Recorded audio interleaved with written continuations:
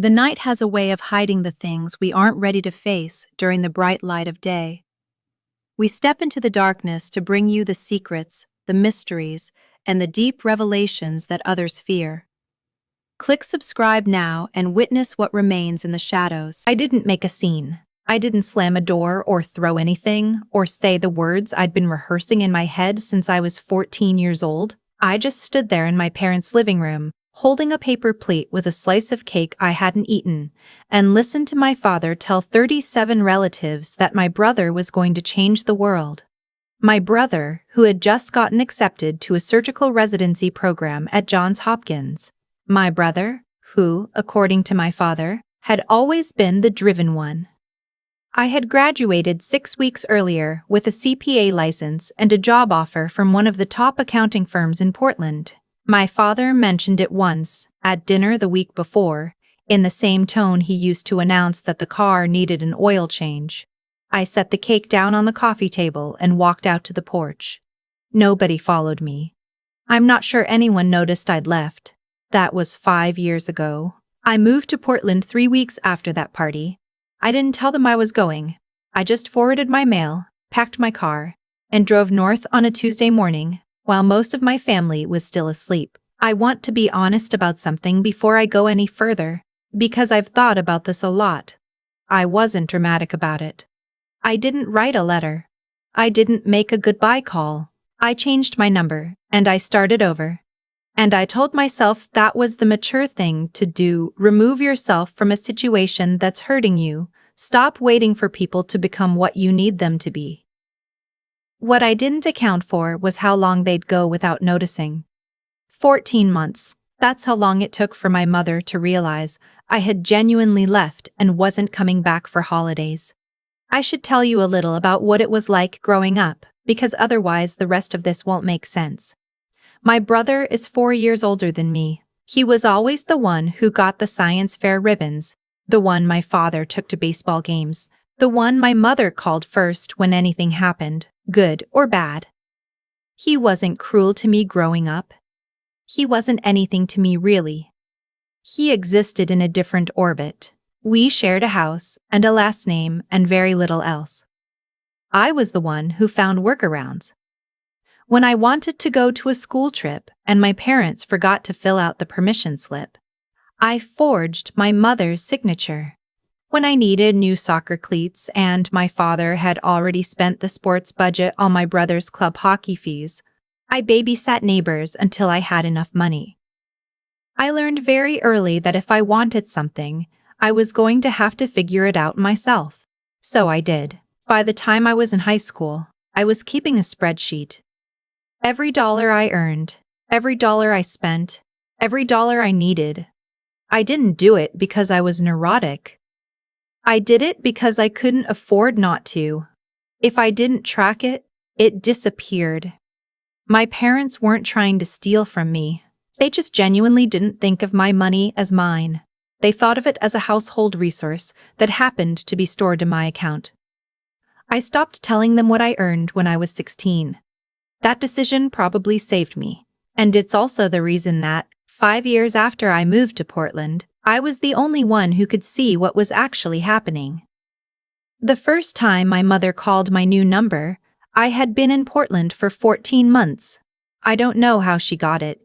I didn't ask. She cried. She said they missed me. She said my father wasn't doing well. His blood pressure, his knees, his general disposition toward the world. She said the house felt empty. I was standing in my apartment kitchen making coffee, and I listened. And when she was done, I said, "I'm doing well, Mom. I'll think about calling more often." And I hung up. I know that sounds cold. I've had a lot of therapy since then, and I've gotten more comfortable with the word cold, not meaning what I used to think it meant. Setting a boundary isn't cold. Protecting yourself isn't cold. Cold is what my parents were for 30 years, without ever realizing it. I didn't cut contact completely after that call. I just kept the calls short and infrequent. I deflected questions about my salary. I said Portland was fine, work was fine, I was fine. It was the same conversation every 3 or 4 weeks. Fine, fine, fine, fine. Then, about 8 months after she first called, my mother told me my brother had gotten into some financial trouble. He had taken out loans for equipment for a private practice he was trying to open. The practice fell through, a partner backed out, the lease on the office space collapsed, and he was left holding debt he hadn't planned for. My mother said the number out loud. I wrote it down in my notebook, the way I write down everything, and I looked at it for a long time after I hung up. She wasn't asking me for anything. Not yet. She was just telling me. She said she wanted me to know because I was family. I said I was sorry to hear it and I hoped things worked out. I meant it. Whatever happened between me and my parents, my brother was a separate thing. I didn't have a grudge against him. I just didn't have a relationship with him either. The ask came 6 weeks later. My father called, which was unusual. He almost never called me directly. He said my brother was in a really difficult position, and that the family was trying to come together to help him. He said they had put in what they could. He asked if I would contribute. He gave me a number. It was $4,200. I want to be clear about what I felt in that moment, because it wasn't anger. Not yet. It was something quieter than anger. Something more like recognition. I asked him how my brother was doing. He said he was managing, stressed, grateful for the family's support. I asked if I could talk to my brother directly before making any decisions. My father said he was very busy, that the situation was moving quickly, that it would mean a lot to everyone if I could help now, and they could sort out the details later. Sort out the details later has never once in my life meant anything good. I said I needed a few days to look at my finances. My father said, of course, take your time. We said goodbye. I opened my spreadsheet. I want to explain something about how my brain works in moments like this. When something feels wrong to me, not emotionally wrong, but structurally wrong. The way a number that doesn't add up feels wrong. I don't panic. I get quiet and I get methodical. It's the same way I approach an audit. You don't yell at the numbers, you follow them. The first thing I did was calculate what $4,200 actually meant to my current financial situation. I had savings. I had a stable income. The money was accessible. That wasn't the issue. The issue was the phrase, sort out the details later. I called my brother. He didn't answer. I left a message casual, not accusatory. Just said I'd heard about the situation and wanted to check in. He didn't call back. I texted him. 2 days passed. Nothing. I called my mother and told her I'd tried to reach my brother and couldn't get through. She said he was going through a hard time and wasn't really talking to anyone. She said the best way I could help was to send the money and let him process things at his own pace. I said I understood. I said I understood. I said I'd be in touch. I opened my laptop. Here's what I actually spent the next 2 weeks doing. In between client audits and quarterly filings, I traced the debt. I'm a CPA. Tracing financial information is what I do. I know which documents are public record and which aren't. I know how to read a balance sheet and how to spot the places where the numbers stop making sense. I know that most financial lies aren't complicated. They're just counting on the person being asked to not look too closely. My parents were counting on me not looking too closely. What I found, in stages, over about 11 days, the loan my brother had taken out was real. The practice collapse was real. The debt was real. But the amount my parents had told me, the number my father said they needed from me to help the family get through this, my brother had already settled most of it. 6 weeks before my father called me. He had negotiated a payment plan with the lender. He had sold some equipment. He had, by every indication I could find, handled it. Not perfectly, not without stress, but he had handled it. He was not, as my father described, in a desperate, urgent, time-sensitive crisis. So where was the $4,200 supposed to go? I made one more call. Not to my parents, not to my brother. I called my aunt, my father's younger sister. The one who has always been more honest with me than anyone else in the family. I've always trusted her in a way I haven't been able to trust the people I was supposed to be closest to. I told her what I'd found. There was a long pause. She said, "Honey, I think you need to talk to your brother." I got him on the phone on a Saturday morning. I think he picked up because he didn't recognize my number. I'd gotten a new one a few months earlier and hadn't given it to him. He sounded surprised. He sounded actually uncomfortable in a way that told me before he said anything that he already knew something. I didn't lead with accusations. I said I'd been trying to reach him, that I wanted to talk about the situation with the practice, that I was concerned. I asked how he was doing. He said he was fine. Things had mostly worked out. He was stressed but managing. I said, "Dad told me you needed $4,200. He said it was urgent." Silence. Not a short silence. He said, "When did he tell you that?" I told him. Another pause. Then he said, "I didn't ask them to contact you." We talked for almost 2 hours. By the end of it, I understood something I had never quite articulated before, even to myself. My parents hadn't treated us differently because they loved him more. They had treated us differently because they had always seen him as an asset and me as a resource. He was the thing they were building. I was the thing they could spend. He had known, in a vague and uncomfortable way, that something wasn't right with how they talked about me. He had known, and he had been 22 when I left. And he had done what most 22-year-olds do with difficult family knowledge. He had put it in a drawer and not opened it. He opened it now. By the time we hung up, he had agreed to send me everything he had. The payment confirmation from the lender, the settlement documentation, the timeline. He was angry in a way I hadn't expected. Not at me, at them. "They've been doing this for years," he said. "Using my name." I didn't know all of it. I believed him. I still believe him. I took 10 days after that conversation to decide what I wanted to do. Not because I was unsure. I knew pretty early what I was going to do. But because I wanted to be certain I was doing it for the right reasons. I didn't want revenge. I want to be careful about that word, because it implies a satisfaction I didn't actually feel. What I wanted was accuracy. I wanted the record to reflect what had actually happened. I also, for the first time in a long time, wanted to protect my brother from something. Which was a strange feeling, but it was real. I compiled everything, every document my brother sent me, my own financial records going back 8 years, every transfer I'd ever made to my parents when they asked, every request I'd declined and why. Every conversation I'd written down afterward, because I'd learned by then that written records matter. I had a lot of them. I am, as I said, methodical about these things. Then I called my parents.